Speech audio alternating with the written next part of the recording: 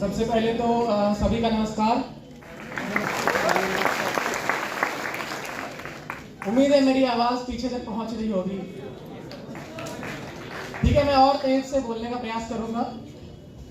सबसे पहले मैं NSES का बहुत बहुत शुक्रिया अदा करूंगा जिन्होंने मुझे यह मंच प्रदान किया ताकि मैं अपने गृह जिले, मेरी जो जन्मभूमि, मेरी जो कर्मभूमि रही है, वहां के निवासियों और वहां के लोगों से बात कर सकूं। और मैं ज़्यादा समय नहीं लूंगा क्योंकि बाकी सभी सेलेक्टेड कैंडिडेट्स को भी अपना स्पीच देना है। तो मैं सबसे पहले अपने एक्सपीरियंस के बारे में बात करूंगा कि मेरा क्या एक्सपीरियंस रहा यूपीएससी एग्जाम का। जीवन के 18 वर्ष मैंने इसी जिले में बिताए हैं, समस्तीपुर में। कक्षा पहली से लेके 12वीं तक, शायद यहाँ पे बहुत लोगों को पता होगा, केंद्रीय विद्यालय आरयू पूसा है, वहीं से मैंने शिक्षा ग्रहण की है। और मुझे याद है बचपन में मेरा जो गांव था, वहां से मेरे पापा मेरे और मेरे भाई को साइकिल के आगे वाले डंडे पे तौलिया लपेट के ले जाया करते थे। तो वो दिन भी मैंने देखा है, वो दिन भी देखा है जब स्लेट पर लिखने के लिए खल्ली मिलता था। उस टाइम चौक नहीं था, खल्ली होता था, और फिर उसको हम लोग जड़ी बूटी से मिटाते थे। हमने वो टाइम भी देखा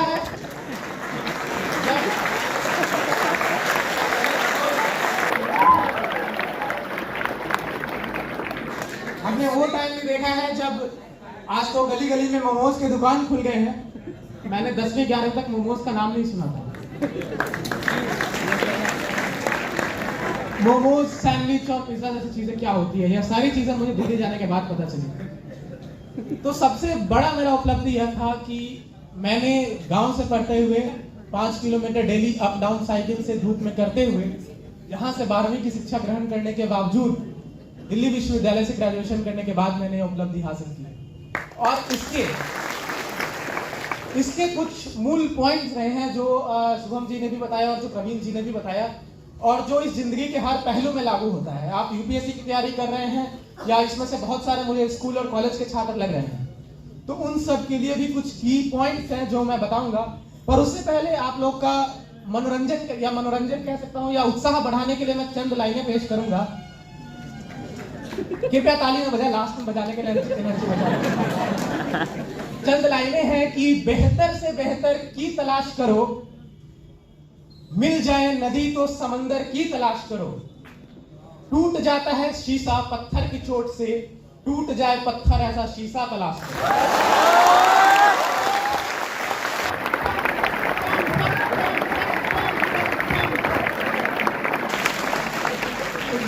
चंद लाइनें से उम्मीद है कि आप सभी का ध्यान अब मेरे ओर आ गया है, तो अब अपनी बात में शुरू करूंगा।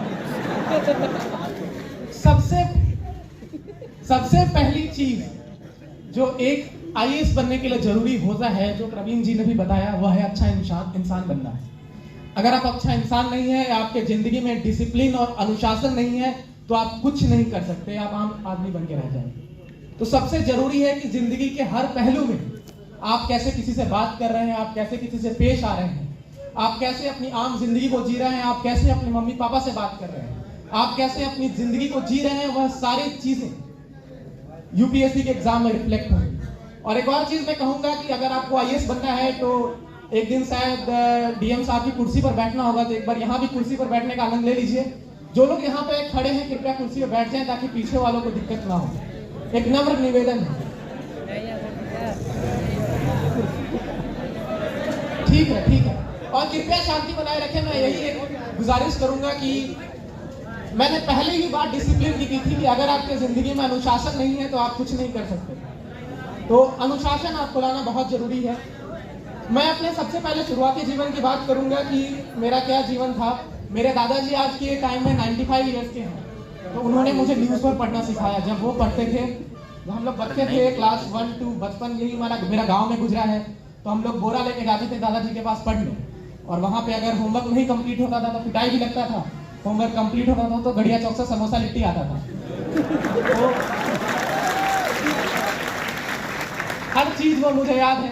मुझे यह भी याद है कि बचपन में जब मैं गांव में रहा करता था तो दुर्गा पूजा के टाइम हम लोग अपने भाई बहन के साथ मिलकर रावण तैयार करते थे और खेत में उसको जला देते थे, पटाखे लगा।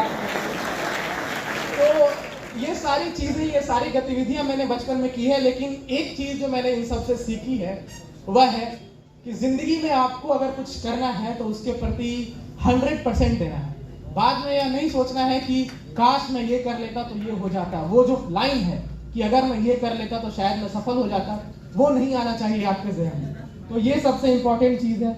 और मैं जो हूँ आज के यूपीएससी के एग्जाम के बारे में एक पर्टिकुलर टॉपिक पे बात करूंगा, जो है समय का मैनेजमेंट कैसे करें, टाइम का मैनेजमेंट कैसे करें।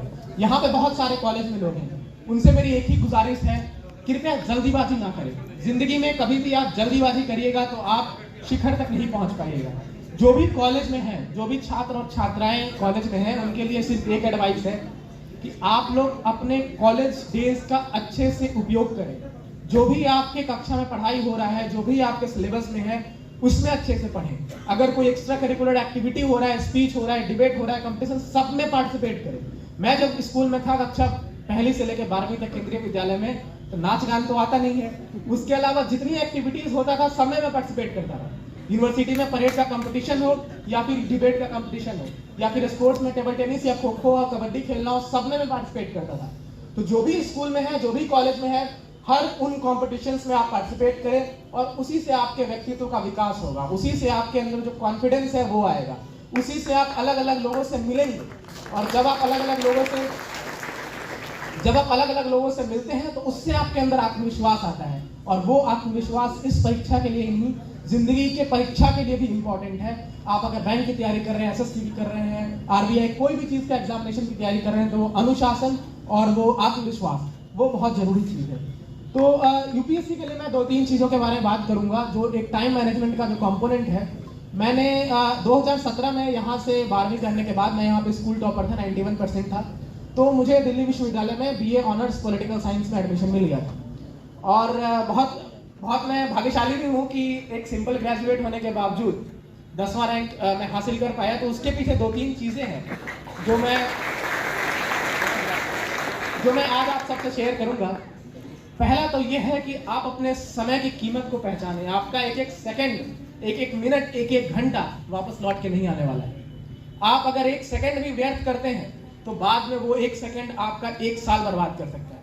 तो सबसे इंपॉर्टेंट चीज है कि आप जब तैयारी शुरू कर रहे हैं तो आपके पास एक प्लान होना चाहिए कि आप कोई भी एग्जाम हो, कॉलेज का हो या एसएससी, बैंक, आईएएस, कोई भी एग्जाम हो, उसको आपको कैसे अप्रोच करना है, कैसे 1 साल 1.5 साल तक वो प्लान वर्क करेगा, ये आप एक कागज पे लिख लें। और ऐसा कभी नहीं होता है कि आप एक कागज पे जो प्लान लिख लिए वो पूरे साल वर्क कर गया। मेरा तो होता था कि रात में रूटीन बनता था, सुबह 5 बजे उठने का टारगेट रहता था, 9 बजे नींद टूटती थी, तो फिर वो रूटीन फट के डस्टबिन में जाता था। तो हमेशा एक रियलिस्टिक टारगेट बनाए, ऐसा टारगेट ना बनाए जो आपसे अचीव ही ना हो। तो रियलिस्टिक टारगेट बनाए और उस पर स्टिक हो। आपको 10 घंटे, 12 घंटे, 14 घंटे जितना देना पड़े वो मायने नहीं रखता। आपका वो जो टारगेट है, वो जो टॉपिक है, वो जो आपने डिसाइड किया है कि आज मुझे ये चीज़ पढ़ना है, वो खत्म होना चाहिए। मैंने कभी भी अपने ज़िंदगी में, झूठ नहीं बोलूँगा, कभी भी मैंने अपने ज़िंदगी में 14 घंटे नहीं पढ़ा। मैंने अपने यहाँ 12th में भी हार्डली 8 घंटे में पढ़ता था। लेकिन सबसे बड़ी चीज़ है कि वो 8 घंटे आपको डेली पढ़ना है। ऐसा ना हो कि आज एकदम 8 घंटे पढ़ लिए, कल भैया का शादी है, पूरे दिन मौज काट लिए, है ना।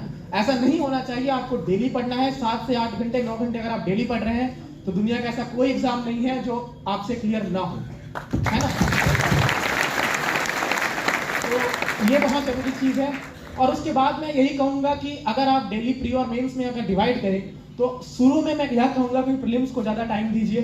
जो प्रीलिम्स के स्टैंडर्ड किताब सबको पता होता है, अगर नहीं पता है तो जब मैंने तैयारी शुरू की थी, मैंने यूट्यूब पे हर टॉपर के स्ट्रेटजी वीडियो को देखा था कि उन्होंने कैसे इस एग्जाम पे अप्रोच किया। और उसके बाद मैंने सारे वीडियोस में से कुछ की पॉइंट्स इकट्ठा कर लिए और फिर मैंने अपने स्ट्रेटजी बनाया। तो वही स्ट्रेटजी आप लोग को भी अपनाना है किसी भी एग्जाम के लिए, और फिर उस स्ट्रेटजी पे अमल करना है। 5 से 6 घंटा शुरू में आप प्रीलिम्स को दें, मेंस को थोड़ा कम टाइम दें। एक बार आपके प्रीलिम्स के बुक का अच्छे से रिवीजन हो गया, फिर मेंस को ज्यादा टाइम दें। मैं यह कहूंगा कि लक्ष्मीकांत जैसी पॉलिटी किताबों का मैंने कम से कम 15 बार रिवीजन किया था। स्पेक्ट्रम जो हिस्ट्री की किताब होती है उसको मैंने कम से कम 10 से 12 बार पढ़ा था। और ऐसी कोई किताब नहीं होगी जो मैंने 10 बार ना पढ़ा हो। तो मेरा पढ़ने का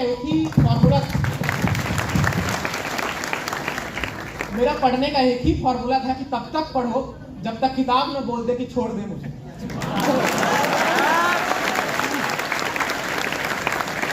इस तरीके से आप किताब तो कभी बोलेगा ना भाई, कि बोलेगा तो नहीं कि छोड़ दो मुझे, तो पढ़ते रहो। बस सिंपल सा फॉर्मूला है। कोई यहाँ पे, मैंने 15 बार लक्ष्मीकांत पढ़ा है, लेकिन मैं यह कह सकता हूँ कि मुझे सारी चीजें उसकी याद नहीं है। मैंने 12 बार स्पेक्ट्रम पढ़ा है, पर मैं यह कह सकता हूँ कि मुझे स्पेक्ट्रम का हर चीज याद नहीं है। तो कोई भी यहाँ महाविद्वानी नहीं हो सकता है, बार बार रिविजन करके ही आएगा। बहुत एस्पिरेंट्स मेरे सामने यह सवाल लेके आते हैं कि सर डिस्ट्रैक्शन बहुत होता है, पढ़ने बैठते हैं तो डिस्ट्रैक्शन होता है। अब मैं जब पढ़ता था अपने स्कूल टाइम में, तो पढ़ने के नीचे मोबाइल लगता था, टून से बसता था, देख लेते थे क्या नोटिफिकेशन आ रहा है। तो वो चीज नहीं करना है। यूपीएससी या बैंक, एसएससी, कोई भी एग्जाम आप कर रहे हैं तो मोबाइल को अपने से दूर रखें। सोशल मीडिया उस टाइम में डीएक्टिवेट करते। जब मैंने अपनी तैयारी की थी, मेरा भी सोशल मीडिया डीएक्टिवेटेड था। लेकिन आज के टाइम में कोई भी टॉपर यूट्यूब के वीडियो से आईएएस नहीं बना है, वो किताबों को पढ़ के आईएएस बना है। तो जब तक आप किताबों को नहीं पढ़ेंगे, जब तक आप किताबों को 10-15 बार नहीं पढ़ेंगे, तब तक बहुत मुश्किल है ये सब चीज होना। और मैं यह कहूंगा कि अगर आप 1.5 साल सही से मेहनत कर लेते हैं, टाइम एकदम डिसाइड करके कि कौन से महीने में, कौन से वीक में, कौन से दिन में क्या मुझे पढ़ना है, तो आप जरूर इस लक्ष्य को पा सकेंगे। और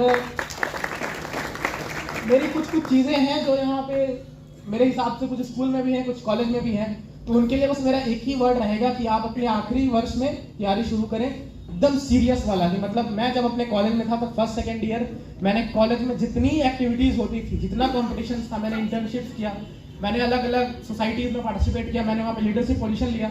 लेकिन उसके बाद तृतीय वर्ष से, मतलब फाइनल ईयर से, एकदम रूम में बंद होकर 8 घंटे की पढ़ाई।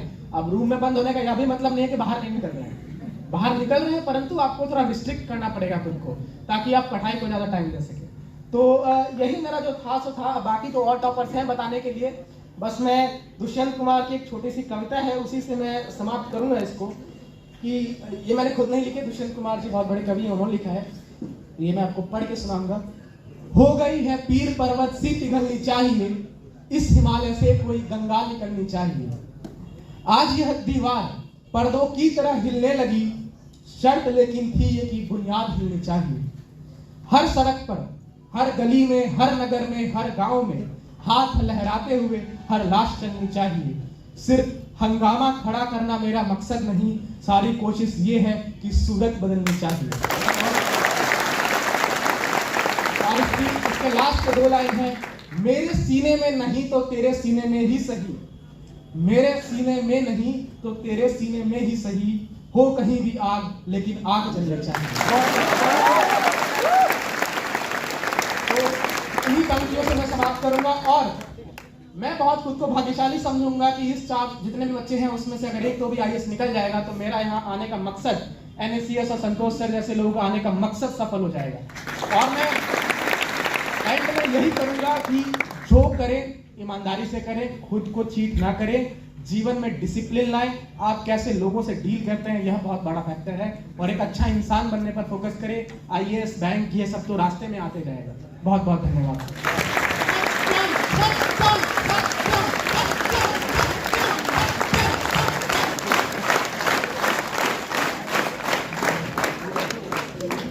काफी मोटिवेटिंग रहा सत्यम के ये स्पीच।